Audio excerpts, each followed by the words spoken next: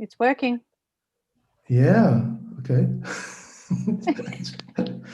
Yeah, because I was able through a proxy to be in France, so it didn't try to connect Philip. You did it. Now. Wonderful to have proxies. It's working. It is. Okay. We're live streaming. Fantastic. And just in time.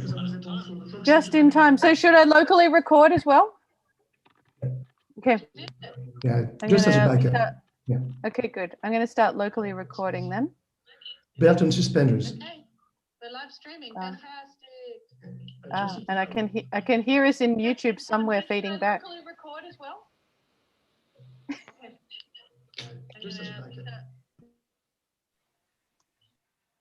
Okay, now we stopped. That's good. It's very strange to hear myself coming back at me. Serge, I can't locally record because you are now the host.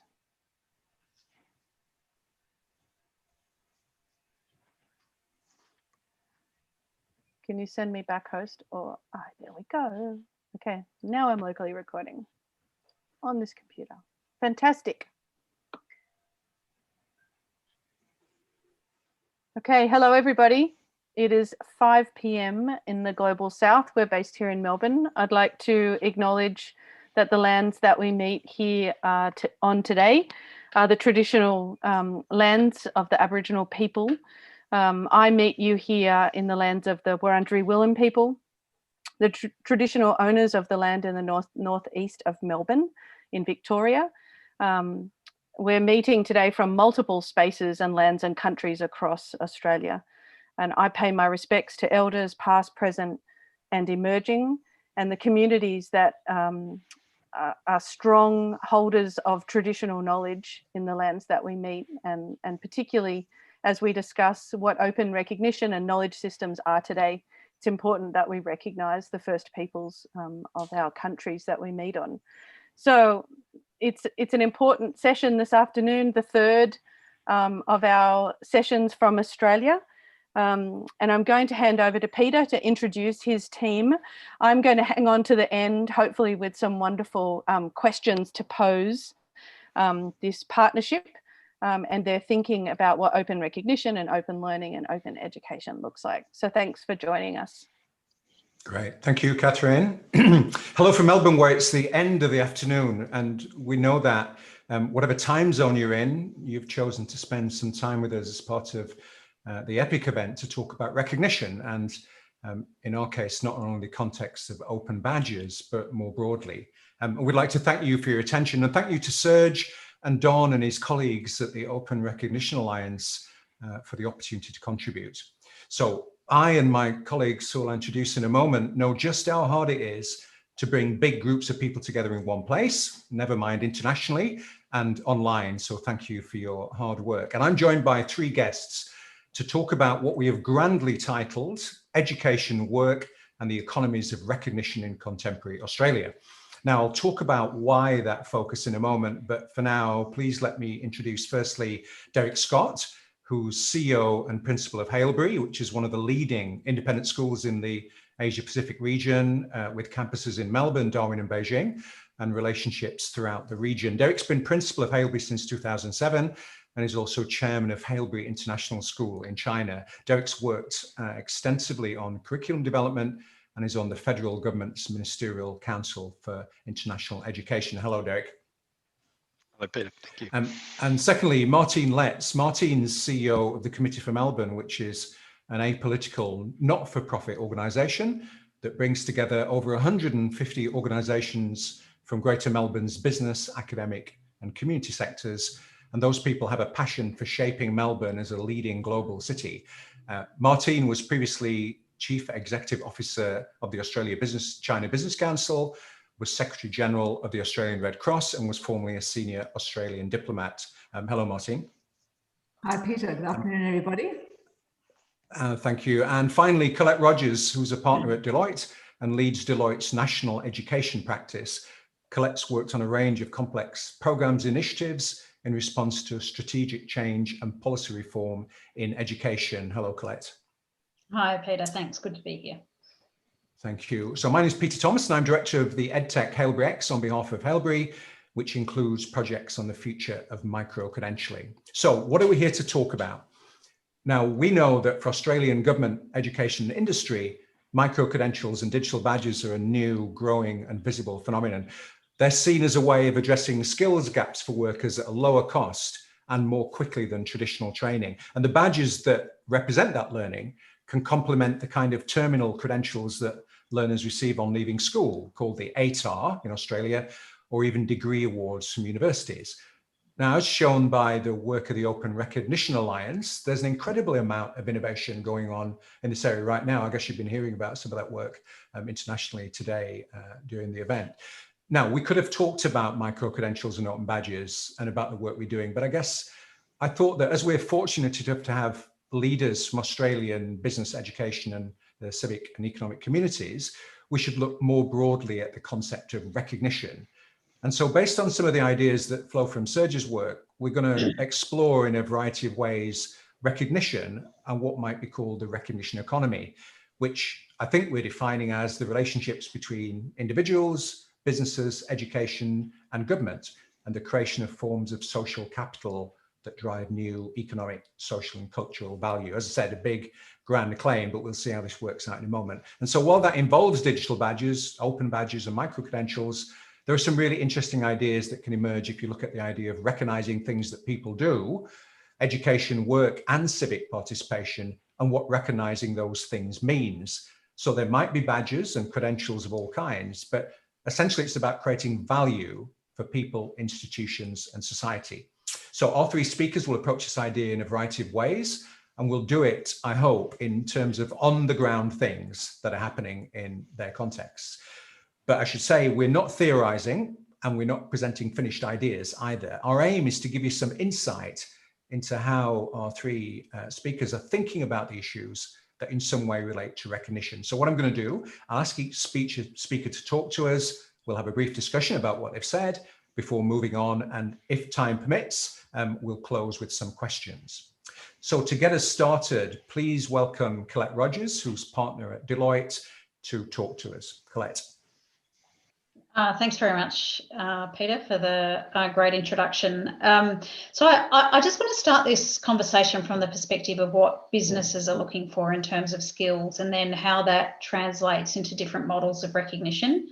So I think, you know, and I think this is now becoming widely accepted, this soft skills and personal attributes are just as important to success as technical skills.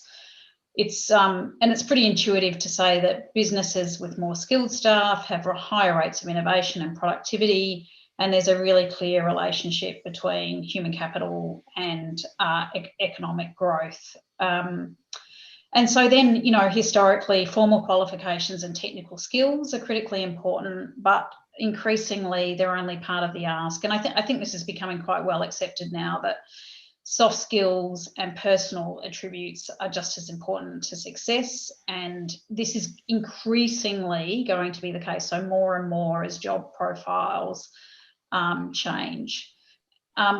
But interestingly, despite the value that businesses place on soft skills, when you look at data from LinkedIn profiles, you can see, so in the Australian context, less than 1% of Australians report having any soft skills on their LinkedIn profiles. And that level of underreporting is consistent globally. So I guess the question is why. It could be that we're uncomfortable with claiming skills where we don't have formal credentials, where most of us don't for soft skills, or it could be just that we underestimate the relative importance of soft skills. But that's where the skill development needs are, technical and soft skills in combination. And then I think, you know, the second thing to think of as part of this is the way in which we're developing or acquiring skills is changing. And the big themes there are, again, they're familiar themes around, you know, certainly for people in the workforce, shorter bites of learning, learning that's more integrated with work. So it's at work, it's with work, and it's through work. But I also think there's an important role for education providers. And so some research that we've done in an Australian context shows that Australian workers who are interested in engaging in formal learning they do see the value of having a formal certification or a testament that recognises their skills. So in some work that we did recently, we found that 6 out of 10 workers believe that the formal certification of knowledge and skills has value, it's a signal, it's an indicator to employers of your capabilities, and people do believe that it's an important part of both hiring and promotion decisions. And it might be recognition received at the completion of a course or a training program, or it might be the recognition of skills or knowledge that have been acquired at some point during your life. I think, and so then almost in response to that, because it's like, what problem are we trying to solve for? In response to that, new models for assessing and recognising skills are emerging. There's early models emerging for assessing and certifying competency acquired through on-the-job experiences. I think these, there are some good models, but they're reasonably nascent, and they'll require more development and testing, which, in my view, can only really effectively be achieved in collaboration with employers. And then also, education providers have made progress in skill-based, relatively small and bite-sized learning, and some are experimenting going through to skill credentialing. So I think that's, it's the emergence of these new needs around recognition of skills, and then the models are responding to that. I think, then I think just onto the topic and the point that you raised, Peter, around civic participation, I think expectations are also on the rise for more effective ways of recognising the broader contributions that employees or staff make to their communities and society. And I think that's a broad sentiment, but I think it's particularly the case for younger generations. And just to sort of try and, put a bit of proof point around that, Deloitte recently, in fact, earlier this year, so during the pandemic, ran a global survey of millennials and Generation Z. So, what I would call younger generations earlier this year, and found that the pandemic has actually engendered an even stronger sense of individual responsibility among those in those age groups. So nearly 75% said the pandemic has made them more sympathetic towards others' needs, and that they will take actions to have a positive impact on their communities in the future. And a similar number, and let's not forget this particular cohort, if you like, has been, for the most part, quite significantly impacted in terms of employment, workforce participation by the pandemic. But a similar number said that they had already taken immediate actions to have a positive impact on society. And so I think there's a really important link there about, we need to think about how new models of recognition also will support individuals and communities in capturing a much broader range of contributions, so technical, soft or transferable skills, but also the broader contributions that people make.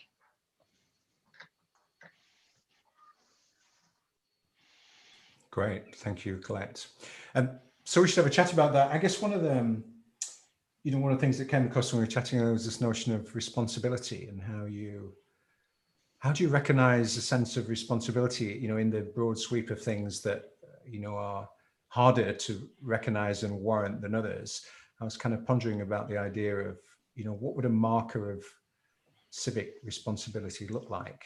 And who would do that is a pretty interesting question. I mean, do you have any thoughts about that? How do you yeah, I mean, sense of responsibility? I think it,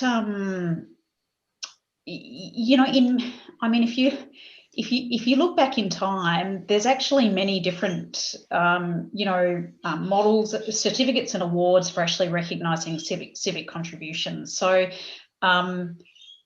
it's like, the certificate for completion for a training course. We've always got them. We've always done short courses. We've always completed them.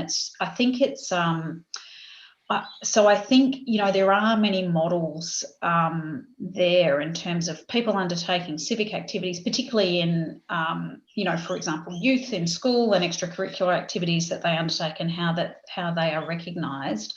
I guess there's, while there might be a proliferation of activity, there's no particular scaffolding around that.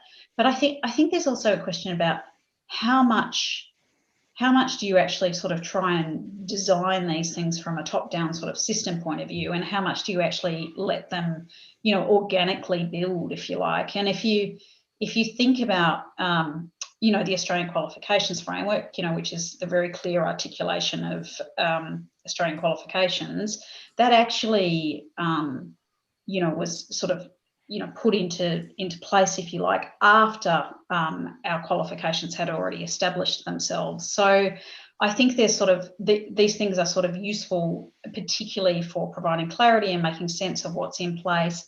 I don't know how much you sort of want to, you know, kind of stifle innovation, if you like, by trying to kind of hard code a lot of these things. Yeah, indeed. I mean, I guess the other issues. Could I ask? Sorry, Derek, go ahead. Yeah, no, I just wondering if I could ask a question around language, because I'm really intrigued by the set of skills that you're describing, and obviously it's I think it's people skills, collaboration, teamwork, all of that extraordinary nuanced relationship work that we want people to have. But I've kind of pushed back a bit against the notion of calling it soft skills, because I feel like somehow that devalues it. And obviously you would have done some thinking on this. I'm interested in your views on it, because I haven't yet necessarily found another language to put around it. Yeah, look, I agree with you. I think I'm not fond of the term. I haven't found, you know, soft skills even, I mean, I think transferable skills is better, because they're the skills that you can take with you into different technical domains. And yes, I am talking about, you know, enterprise skills, employability skills, things that are transferable, and including things like communication, teamwork, problem solving, as well as like emotional judgment, but also like professional ethics, global citizenship. So I think transferable skills is as good as I've got. And I know, I do know the soft skills is a little bit jarring, because it's suggesting for some reason that it's not as important as you know, technical skills, which therefore must be hard. Yeah, and the flow on from that is it's probably easier for us to teach someone the technical skills of accounting, but much harder to teach them the, you know, or to learn over time all the subtlety of human relationships, isn't it? Yeah, agree. And indeed, and what would be the thing that how would you display that is kind of one of the issues, isn't it? It's hard enough for the supposed soft skills, whichever language you use. How do you display those so that, you know, part of the whole discussion here is about, is this an economy and how does it function and what's its value and how does it add value? And so it's really hard when you have difficult things to describe to try and figure out how you evidence them and then how they therefore gain value. Martine, do you have any thoughts on this before we move on? Well, I tend to draw the distinction between specialist skills and other skills. So, and I thought the word enterprise skills also, I think, is probably a better fit. Transferable enterprise and non-specialist skills. And then there's just life's experience and a diversity of experience. And that's one of the things that I wanted to talk about a bit is the value of diverse experience beyond specialization, which starts right from the day that you're born, including, you know, teams and creative pursuits and team sports. And I mean, one of the things that was measured when I entered the diplomatic service in the 80s was the fact that I ran my own radio program in a community radio station was a demonstration of the fact that I had, you know, on my own organised a program. I'd taken responsibility, I'd taken risks. I was a self-starter, and so that was taken. That was something that was measured as a useful attribute to have as a diplomat. Interestingly, we have changed over time. There was a time where a high score in law and in other pursuits was considered far more important than, you know, social skills. So the balance went a bit out of whack, and I think now in recent years it's been re-established as something that's really important to have, apart from high marks, high scores in the areas of specialization, that you can actually talk to people and speak and also empathize with them and be culturally sensitive and all the things that is required to build relationships that are successful and that benefit the business. All right. Well, I look forward to producing your certificates for life experience shortly, Martine. It'll be quite interesting. All right. Thank you very much. And thank you, Colette. So Derek, if you could talk to us a little bit, and we'll do the same thing. We'll have a chat about your contribution, Derek. Thank you. And Martina, you know, that diverse range of experiences, I think, is such an important one. It's what we're always trying to provide in school education. How much can we push our students out to experience different things? But also, it's one of the things I'm always looking for teachers who haven't gone straight from school to university and then back to school to teach. You know, I wish, and I think part of what we need to be doing in education is trying to encourage more people who've got a breadth of experiences to come in at a more mature age to join the profession, because I think it's very limiting that sort of the natural progression that people have through that way with teachers. And, you know, in Australia, our system, there are some things we do very well in the school education system. And most of those things involve the standardized aspects of education. You know, despite slipping in recent years on literacy and numeracy, or this century from sort of being 5th or 6th in the world in the OECD on the PISA study, the Program for International Student Assessment, to being about 12th to 15th. That's still a pretty strong performance, and it's a pretty strong performance on 15-year-olds for literacy and numeracy in a very standardized way. What it means is, I think, that as a school system in Australia, we're pretty good at teaching to the middle.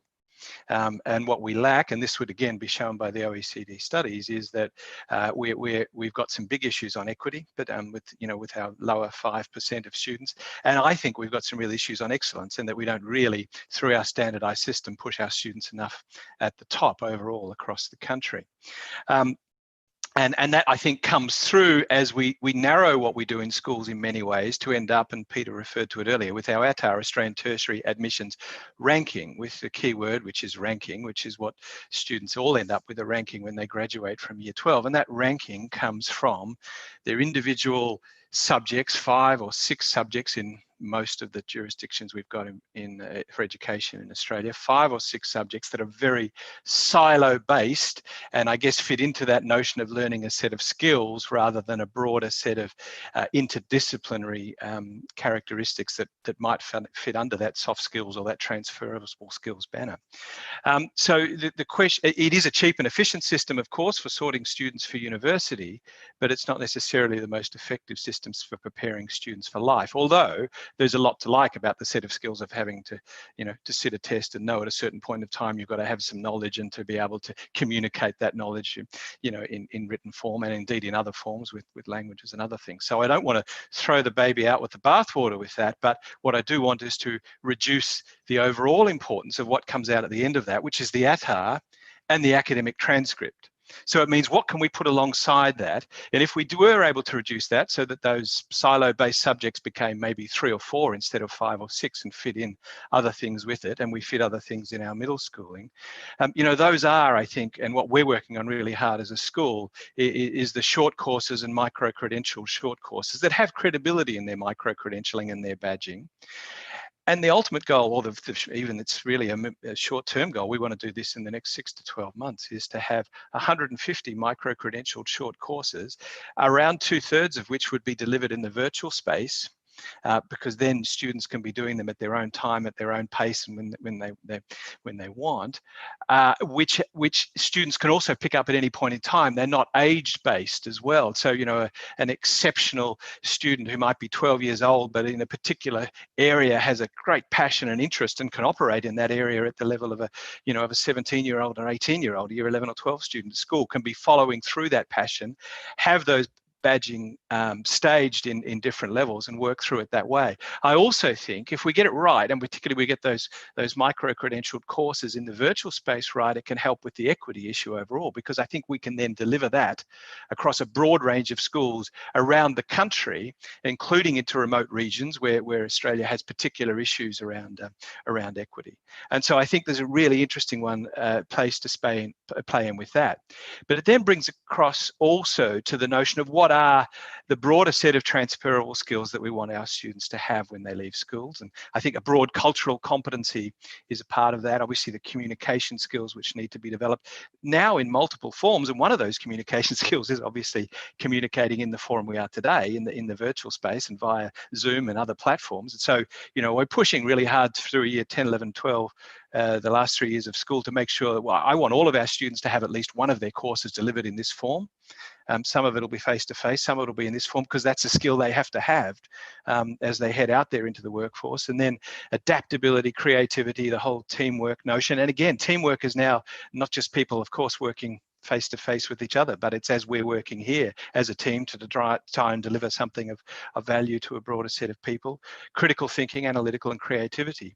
You know, those are the sort of things we're looking to develop more. And I wanted to focus for a moment on one of those words, adaptability, because just this morning I got some research back from, and I'd contributed to it, which was it was largely Melbourne based, but it was around 700 CEOs and leaders of businesses who'd been asked what were the set of skills that they were most looking for now in new employees. And number one of those, and we are coming off 112 days of lockdown, so perhaps it's not surprising, but number one of those was adaptability.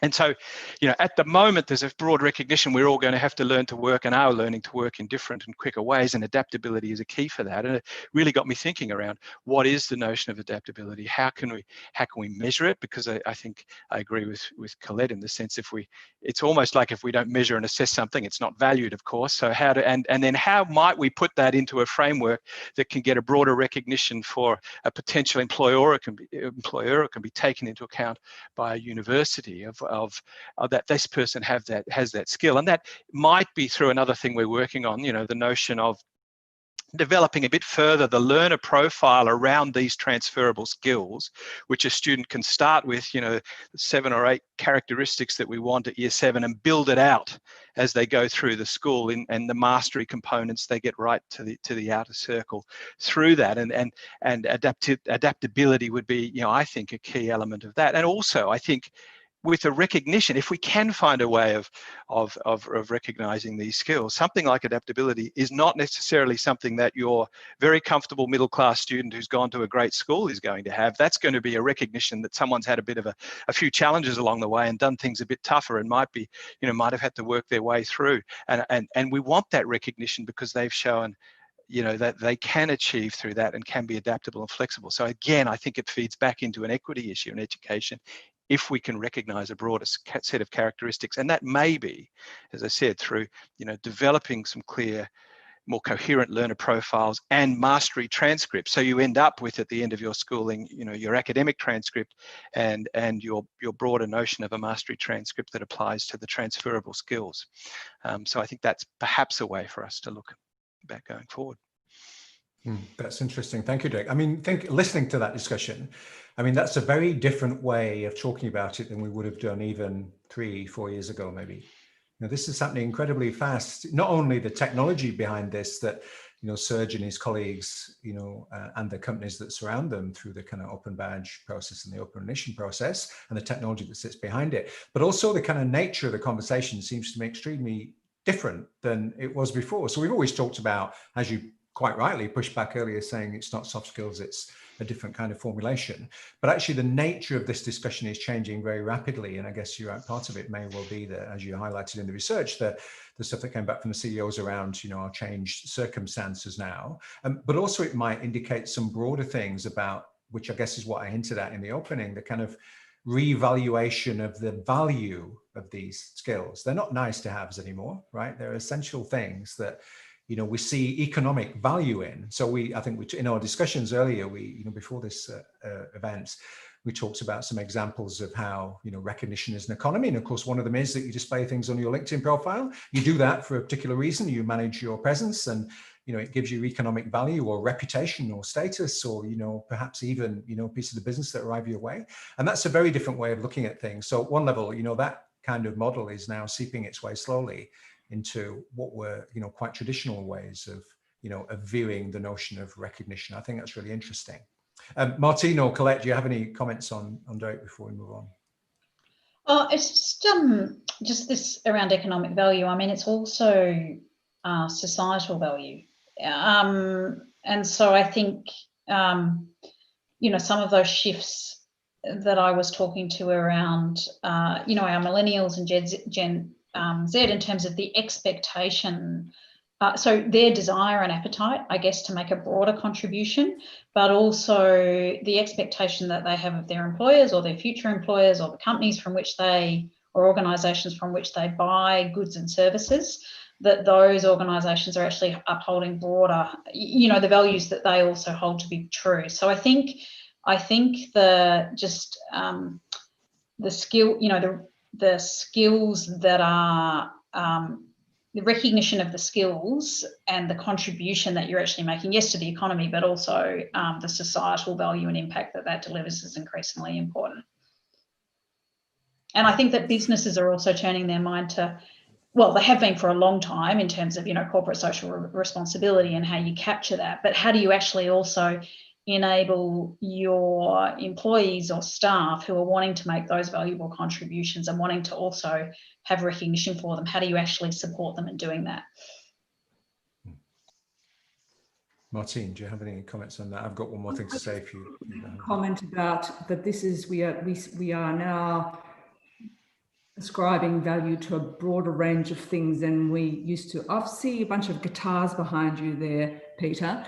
And I recall my childhood, I spent in a German school, and for example, music was just part of the basic curriculum, and it was deemed to be important for your development to help you with your thinking as well as your other specialist skills. It was not a bolt-on like it has been treated for a long period of time in the Australian education system. That's a great example of where diversity, you're doing these for their own sake, but also because they actually help you be a better thinker, a more empathetic person. Somebody that plays in an orchestra is naturally going to have much more of a team view of an approach to the way you achieve an outcome. So I think we've changed over time between valuing specialisation over a more diverse portfolio of experiences that make you a more useful person in the workplace. And I think we're back at that now. Which is not in any way to undermine the importance of some basic skills that you need to learn in school to actually enable you to specialise and make you a useful person in the workplace in a certain area. So I think a diversity of experience and skills, be it in music or in sport, or that's something that was valued much more as part of the basic curriculum. And then we went for a period where we said, no, people just have to focus on what they want to specialise in. And the pendulum now seems to have swung back the other way. Yeah, no, indeed. And I think the other aspect is that, you know, it sounds like to me, sorry, Martine. Civic engagement, civics, you know, I mean, which is also volunteering, which is something that I wanted to quickly talk about later on, is about the importance, not only importance of volunteering, but to your point, Colette, that organisations that give their staff volunteering time, they don't recognise them as billable hours. They should be, because they're actually building your staff's capacity and ability and professional development, as well as making a contribution. Yeah, indeed. I mean, the other thing that occurs to me listening to this is that, you know, it seems to me that the kind of badge-based recognition in the open badge, open recognition thing, the way that our colleagues are talking about it, turns out to be much more important than you think. I guess we've been pushing back against the notion that, you know, we've always, in the Helby projects in micro-credentialing, we're trying to push back against the idea that they're just a bunch of badges that you get. Actually, they're much more important than that. And in fact, the architecture that is being built here around open badges, the technology side of it, is actually going to be one of the key things for people going forward, because it recognizes and warrants exactly those things, you know, such as civic engagement and investment in a community in ways that aren't traditionally measurable. And I guess that's again, back to the top of the conversation before we move on to you, Martine. I guess the kind of thing is, if that's an economy, how quickly does this change? What's the value of these skills? How do you measure that? You know, is it like a traditional economy? Are there ways of sort of trading those things? What's the value attached to it? I think that's a really intriguing notion that, you know, we're starting to change the way that we look at this. So, and as Derek said, you know, this is you see things as a portfolio of things and is recognized as such rather than just a transcript. All right, I'm going to stop talking. All right, thank you. Thank you. Martine, would you like to talk to us, please? So I just been thinking about this. I was reflecting, first of all, on the work that the Committee for Melbourne has been doing in the last few years. Well, in fact, the very basis of what the Committee for Melbourne does and what it aspires to do, it is a cross-sectoral group of professional businesses in financial services. We've got universities, we have the arts and culture sector, the not-for-profit sector represented, the community sector. And the magic or the value of what we think we can contribute is precisely the cross-sectoral perspective we bring to anything that happens in the economy and in Melbourne's economy and its livability. And so in some ways, having been established in the 80s, if you look now at how do you problem solve some of the more complex problems that our communities and our economies face, that cross-sectoral collaboration is front and center the way people think about how they're going to resolve a problem. And so when we looked at, for example, what the big challenge was in 2016 that was facing us, where was the next burning platform? It was the coming of the fourth industrial revolution. It was the transformation of our economy through the fourth industrial revolution. And what were some of the strategic needs that we needed to be right on top of in order to be able to prosper and thrive in this rapidly changing environment. And future skills was one of those key strategic needs that we identified that came out of that exercise. And we used scenario planning, and we looked at, what was the world going to look like and how do we prepare for it? And future skills, enterprise skills, soft skills was one of the top items on the list.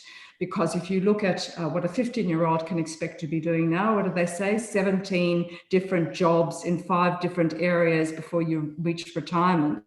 So, it stands to reason that adaptability and transferable skills and lifelong learning as you adapt to the new challenges that come on is absolutely front and center of what you want, not only as an employee, but what you're trying to foster as an employer in order to get the greatest value out of the people who are working with you. So big tick on the kind of stuff that Colette's been talking about. That's absolutely across the board. And also very much being informed by different perspectives from different sectors of our community, medical, research, digital capability, financial services. You need to deploy all the forces that you've got to come to the right kinds of solutions to make sure that you can survive and you can thrive. But I also wanted to go back a bit and look at some of the things that we don't want to lose sight of, that we don't want to lose in understanding how we kind of recognize and add value to our lives and to our community and to our work.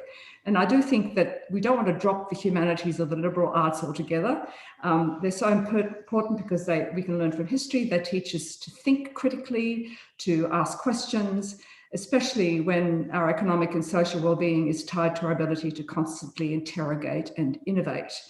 And I think that in Australia, this kind of price point that the government has now established, where it's actually probably largely for ideological reasons, raised the price of the cost of a liberal arts degree and lowering STEM because we want more people in STEM, it's kind of a counterintuitive thing to be doing. First of all, because actually universities will probably want to have more of those degrees because they fetch a higher price.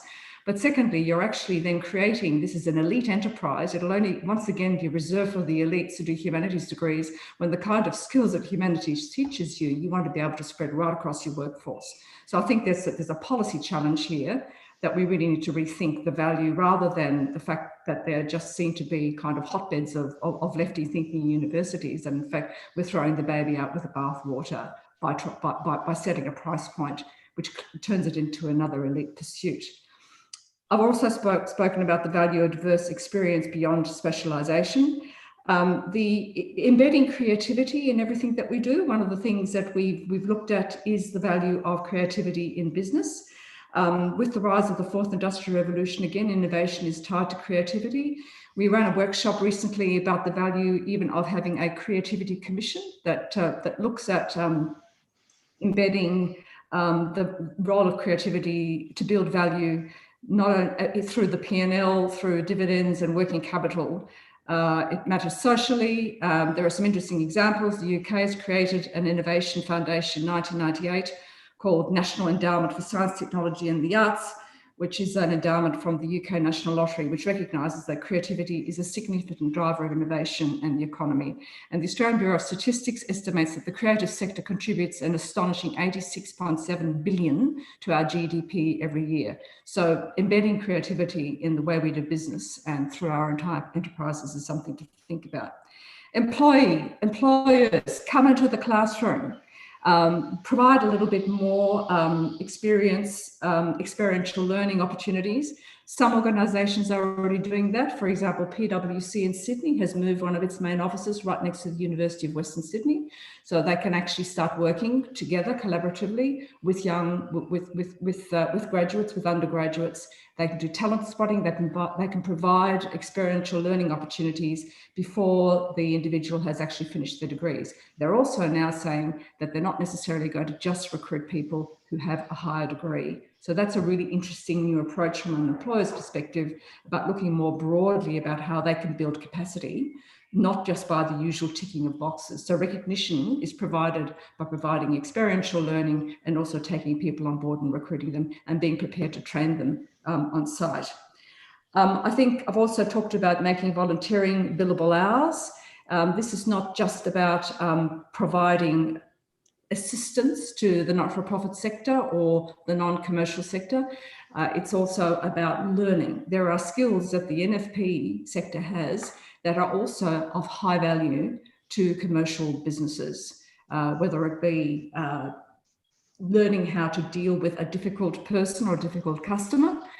There are some really interesting examples where banks have collaborated with charitable sectors in order to get individuals who weren't paying their debts to pay their debts back through their use of their persuasive skills. So there is a transfer of skills that goes both ways. So NFP sector as well as the business sector need to work more collaboratively together, and you really do need to make volunteering billable hours.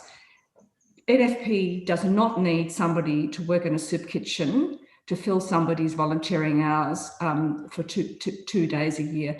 That's not what the not-for-profit sector needs, nor is actually going to add to the value of the experience of the worker in providing those volunteering perspectives. And also, finally, I think empathy and perspective. I'm stealing from Simon Sinek here, but really understanding that leadership and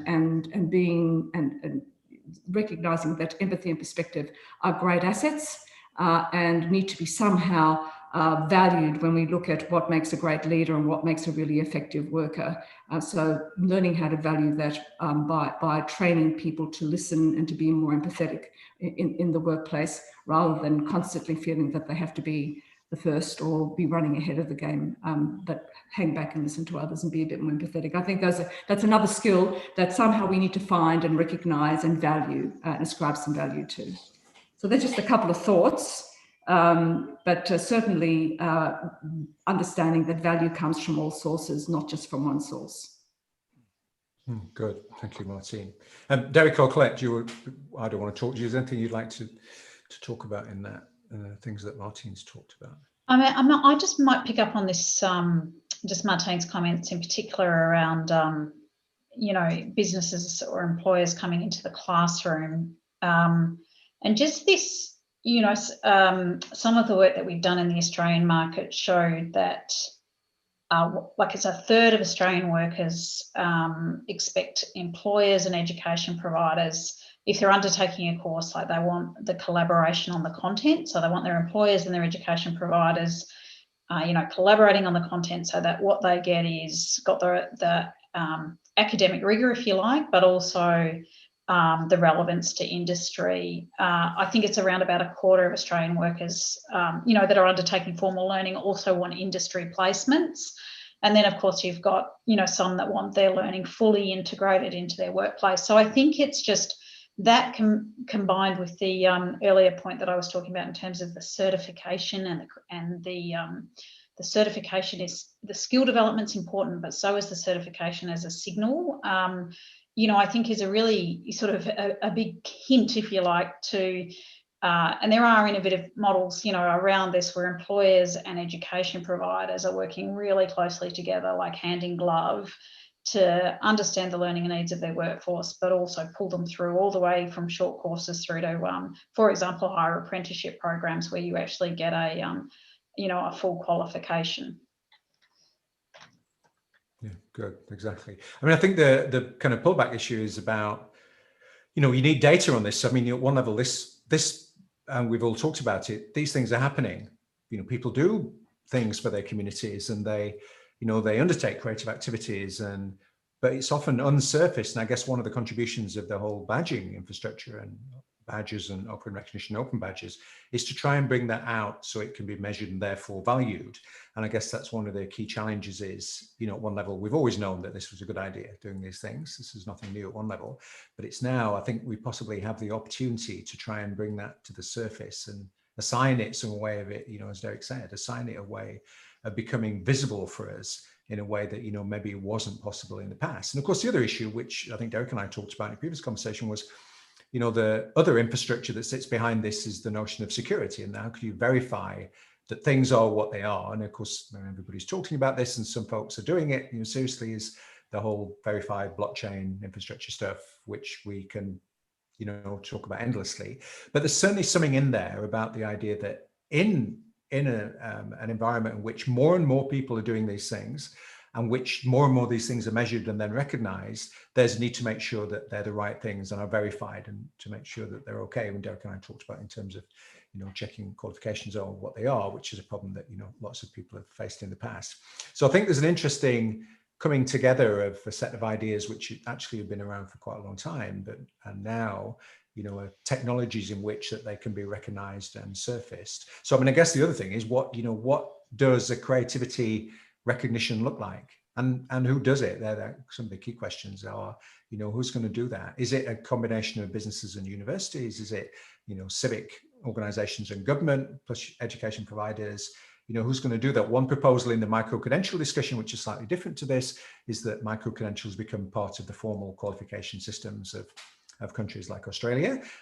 I have my concerns about that because it may well be that wouldn't lead to the best chances of success. So you need an independent way to recognize these things so that they're verified, to give people confidence that they are what they are, and to keep them up to date too. And I think there's a whole set of issues as the kind of badging movement, the heat's turned up on the badging movement, partly because of technology that allows you to do it. So we in Ailbe, as Derek will know, have built a badging taxonomy and a badge design system and a language to allow us to do this, which we think is actually pretty good. But we know that you have to constantly evolve these things to make sure that they do truly reflect what you want them to reflect, and therefore people later on in the economy where value is transmitted, like employers, really can be confident that they are what they are. All right, I think we're getting close to 10 minutes before we're finishing. Catherine, you said you might have a couple of questions that you might want to pursue. Do you want to talk about that for a minute before we wrap up? I hate it when an academic says, but I have a comment instead of a question, but I'm going to do it.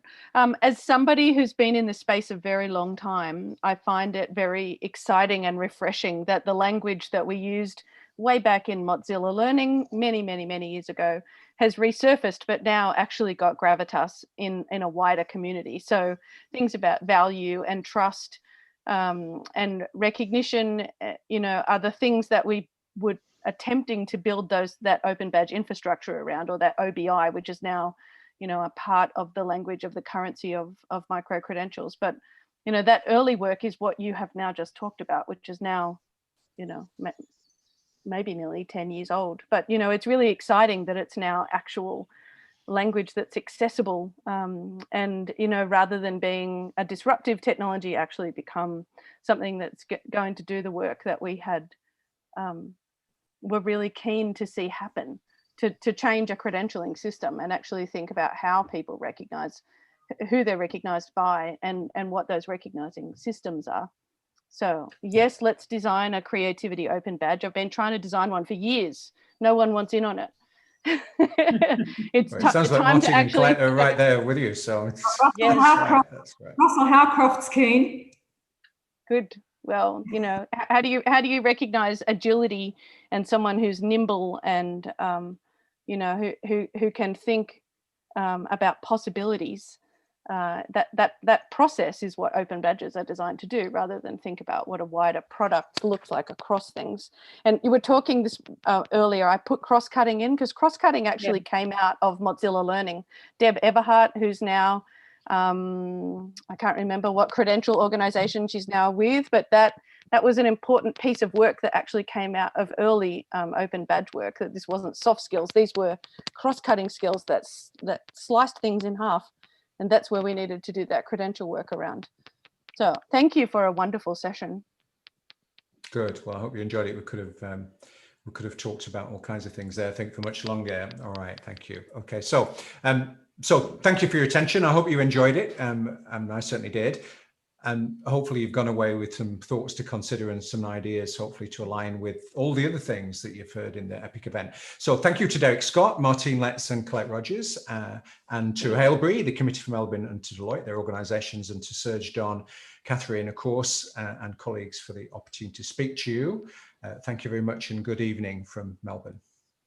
Thank you. Thank you, Peter. Thanks, everyone. Thanks, Peter. Thanks for putting a great team of people together, Peter. Thank you very much. You're welcome. Thank you to everybody.